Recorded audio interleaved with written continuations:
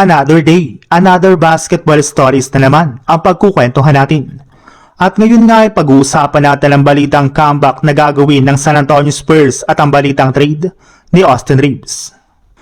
Alam naman nga po ninyo na ang nag-iisang team lang naman nga po sa history ng NBA na nakapag-comeback mula sa pagkakabaon sa 3-1 sa NBA Finals ay walang iba kundi ang 2016 Cleveland Cavaliers sa paunguna nga po ni LeBron.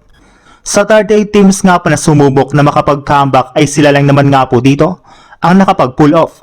Kaya sa pagkakabaon nga po ng Spurs ng 3-1 sa kanilang NBA Final Series laban sa Knicks ay nasa delikadong sitwasyon na nga po ngayon ang kanilang kupunan. At ang nag-iisang paraan na lang naman nga po na kanilang pwedeng gawin ay gayahin ang 2016 Cavs, which is binabalak na naman ni Victor Wembanyama. In fact, sinabi na nga po ni Wemby sa kanyang interview sa media na hanggat hindi pa nga po tapos ang kanilang serye, ay hindi pa nga po siya nawawalan ng pag-asa. Kung nagawa na nga po iyon ng Cavs ay siguradong magagawa rin naman ito ng kanilang kupunan.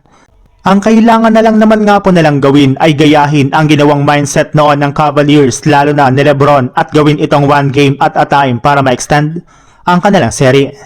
Sa ibang balita naman, kahit man nga po sinabi na ni Austin Reaves na gusto nga po niyang manatili sa Lakers at kumuha dito ng bagong kontrata, ay nananatili para naman nga pong questionable ang kanyang future sa kanilang kupunan. Sa pagpasok pala nga po nito sa free agency ay may ilang mga kupunan na nga po nagbigay na agad ng interes sa pagkuha sa kanya. Kasama nga po sa mga nakikipag-agawan kay Reaves ay ang Brooklyn Nets na willing bigyan siya ng malaki-laking kontrata na hindi afford ng Lakers. Base pa nga po sa inalabas na balita, maaari nga na po siyang bigyan ng front office ng Nets ng kontrata na aabot ng 4-year, $178.5 million contract. Subalit maaari para naman nga po na magsagawa na lang ang Lakers sa Nets ng isang sign and trade deal kung saan dito nga po ay makukuha ng Brooklyn Nets sina Austin Reaves, DeAndre Ayton, Jake LaRavia, Zaire Williams at isang first round pick ngayong 2026. Sa ganitong paraan nga po ay mas magiging madali sa kanila ang paggawa ng ganitong klaseng transaksyon.